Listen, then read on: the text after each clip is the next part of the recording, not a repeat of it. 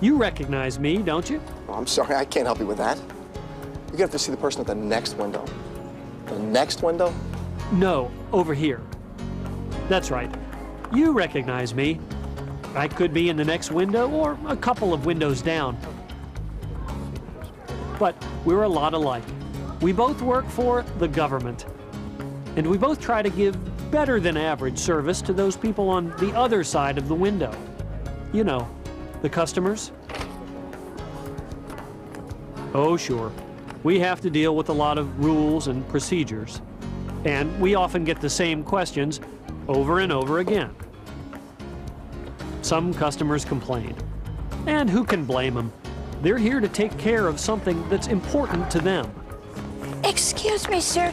I wonder if you can tell me where I go for this. The person in the next window can help you. I have to smile when I hear that. They can help you in the next window. Fact is, maybe we can help, and maybe we can't. I mean, we can only do so much, right? Enjoy your time off. Oh, thanks, I will, although I've got some errands to do. Anyway, like I say, I give my customers better than average service.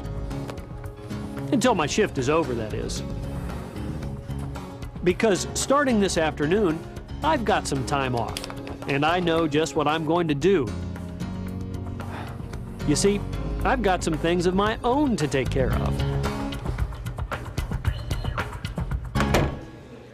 First up, shipping off some packages. Now, lots of people prefer the private overnight services, but I still rely on the good old post office. After all, you could say we both work for the same employer. It's aggravating for everyone when we have to close our windows when customers are still waiting.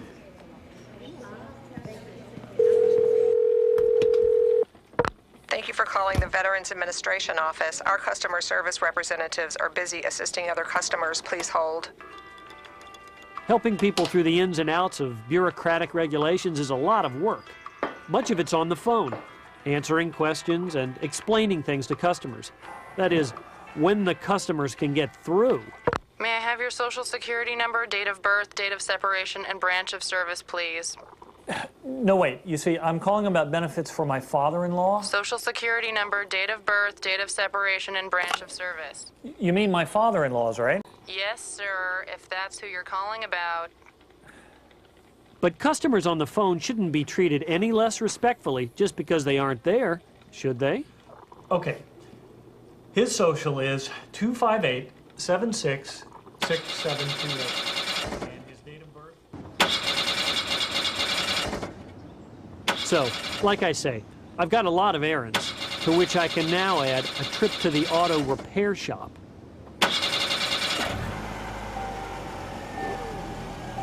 If I'm lucky, I can just put that off. Just till I've finished with my government business.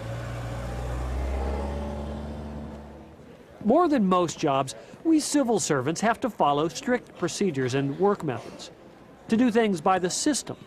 But the customers don't always know what our system is or how it works. And just because a customer tries to ask a question doesn't mean they don't respect our system or our rules. Excuse me, do you mind if I just ask a question? You'll have to get in line, sir. But I'm just trying to find out where to drop something off. Just fill out your loan application form and then wait in line like everybody else. I'm sorry, let me explain. It's my wife's loan application. Somebody just said I could drop it off here. You'll have to wait your turn, sir. I will get to you after I handle customers who were here before you.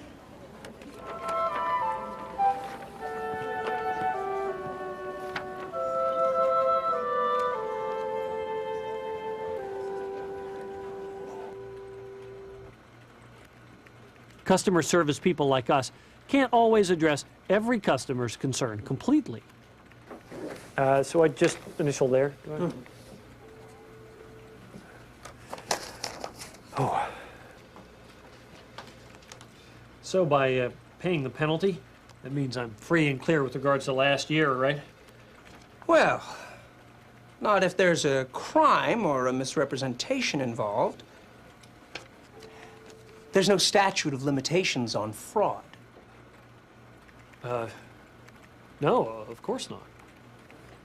But that doesn't mean we need to accuse them or frighten them either.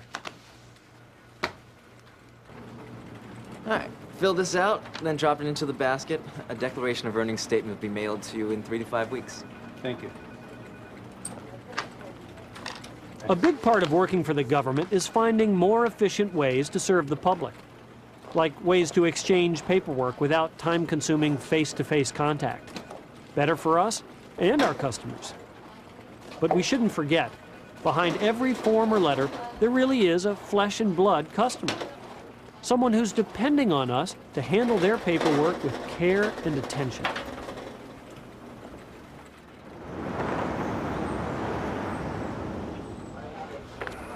Can I help you? Yes, I want to renew my driver's license.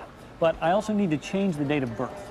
Oh, you can't do that, sir. Your driver's license must have your accurate date of birth. Yeah, but that's just it. It's wrong. See, this says my birthday's in April. It isn't. It's in August. No. I'm sorry, you'd have to have proof of that, like a birth certificate or... I have my birth certificate. It'll have to be certified. It is. Of course, we've all got to check things out.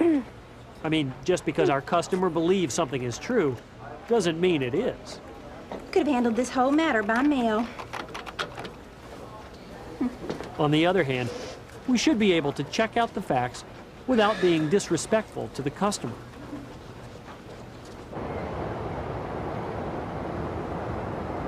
There's nothing worse when you're trying to knock off errands than having a stalled car in your way.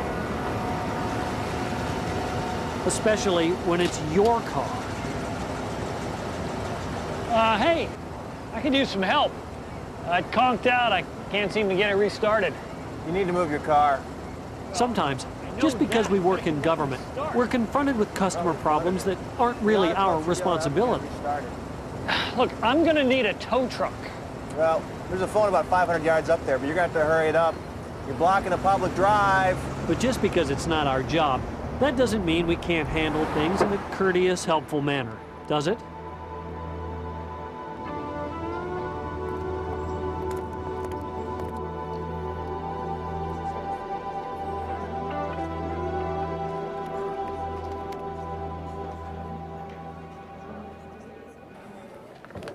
May I help you, sir?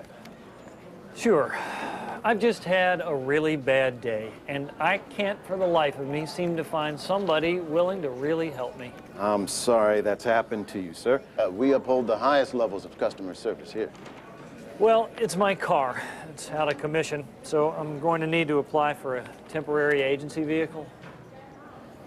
See the clerk at the next window.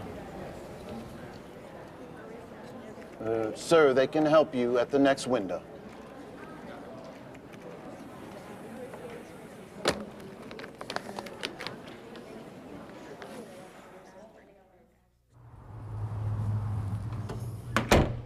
You recognize me now, don't you? Sure. We both work for the government, but now that I've been on the other side, so to speak, I realize that I'm not always as courteous and respectful as I should be to our true employer, you know, our customers. And I realize that it's not enough to just say that I give better than average customer service. Sure, the paperwork can be tedious, and the rules and regulations can sometimes be constricting, but it's our job to see beyond all that. Give our customers the kind of service they deserve in spite of the bureaucracy and the red tape. To be creative, to provide help even when it may not technically be our responsibility. Customers come to us for our knowledge, but that doesn't give us the right to be condescending. And when we don't know something, customers appreciate our being honest and finding someone who does. And whether it's a living, breathing person, a phone call, or even just a form, they all represent real people with real needs. It's our job to fulfill them. And if we can somehow manage to keep all that in mind when we sit down here, then the next time I hear someone say, They can help you at the next window, ma'am. Then I hope the person in the next window is me. Good morning. What can I help you with today?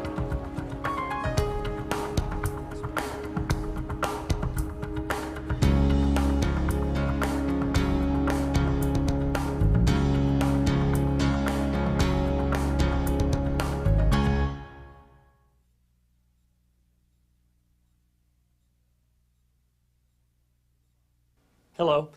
You just watched as I learned some lessons, big ones, about customer service. I learned that just because I'm doing my job by the book doesn't mean I'm actually getting the job done properly. You see, our jobs are really all about one thing: satisfying our customers. That means that just being good at the technical details of my job isn't enough. I also need to be courteous and respectful of my customers. A lot of our fellow customer service people have caught on too. You'll see. You know, it's true we have a lot of regulations to follow, and sometimes that means our customers have to comply with rules they may not understand. But sometimes I have to look beyond the rules to find a way to bring satisfaction to the customer, like if they've got a quick question, even though they're not in line. And I found that instead of bothering the other customers, they're actually reassured, and they know that I'd treat them the same way. When customers come to see us, they may already be a little anxious about the business they have to conduct, whether it's filing of taxes or paying a ticket or something. So a part of my job is to allay their concerns by letting them know that I'm not going to make their discomfort worse by how I treat them. Forms, forms, forms. Most of us in government work are used to them. But we need to remember that each one of those forms represents a live human customer. Someone who's counting on us to process their requests promptly and accurately. Because we're dealing with such important customer records as their tax status, insurance and benefits, even their driving privileges, we've got to strive for complete accuracy. But we've got to remember that after all, these are the customer's records, their lives, their history. They're likely going to know if something's amiss. Even if they're mistaken about something, it's important to treat them with dignity and respect. Hey, you know, sometimes just because we work in government, we run into customers whose problems aren't necessarily our responsibility. But it's always our responsibility to treat that customer's problem in a courteous, helpful manner. I don't always have control over what I have to tell customers, but I do have control and responsibility over how I treat them and how they feel they've been dealt with after they leave my window. So it's really about choice, isn't it? I mean, we could spend 8 hours just getting by, blaming the rules and complaining how customers don't really understand our problems. Or we could choose to make a difference for our customers, for our team, and for ourselves. So think about it. Maybe you'll decide to make the same choice yourself.